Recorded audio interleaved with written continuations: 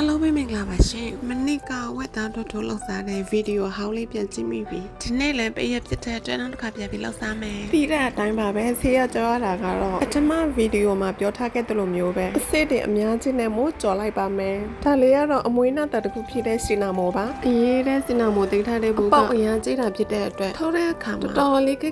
ထုတ်လိုက်ရသေးတယ်ထုတ်ပြီးတော့ခွဲပြီးတော့ဂျားတွေထဲအကုန်လုံးထုတ်စီလိုက်ပါတယ်ဘာလို့လဲဆိုတော့ဂျားတွေထဲမှာအောင်မုံမွားနေကတ်နေမှာဆိုလို့ပါလိုအပ်တဲ့အမွေးနတ်တာတွေအကုန်ထုတ်စီမယ်အရွက်ကစအကုန်လုံးပေါ့ကွယ်ပြုံးနေစေထွက်လာတဲ့အစီနဲ့အမြုပ်လေးတွေကိုဆဲထားပြလိုက်မယ်အသားကနူးနူးလေးနဲ့အနေတော်လေးဖြစ်နေလို့ဆဲထားလိုက်ပါတယ်အချင်းတိုင်းကတော့ကိုရဲ့အကြိုက်ပေါ့အာလူနဲ့ပဲပြားကတော့ option ညီမလေးကဝက်သားတို့ထိုဆိုတုတ်ထိုလေးနဲ့စားမှဝက်သားတို့ထိုစားရတဲ့ feel မျိုးရစေတာတဲ့ဒါကြောင့်တုတ်ထိုလို့ရအောင်အနေတော်အတုံးလေးတွေလှုပ်လိုက်ပါတယ်အရင်ဦးဆုံးရှာသားလေးထိုးမယ်အမျိုးအစားတစ်မျိုးပြီးတစ်မျိုးကိုတစ်ခုချီစီထိုးလိုက်ပါတယ်အစီအသေးဖြစ်ပါပြီသုံးဆောင်ကြပါဦးရှင်အဆုံးထိလိုက်ပါကြည့်ရှုပေးလို့ကျေးဇူးအများကြီးတင်ပါတယ်ရှင်နောက်တစ်ခါမှဆုံကြမယ်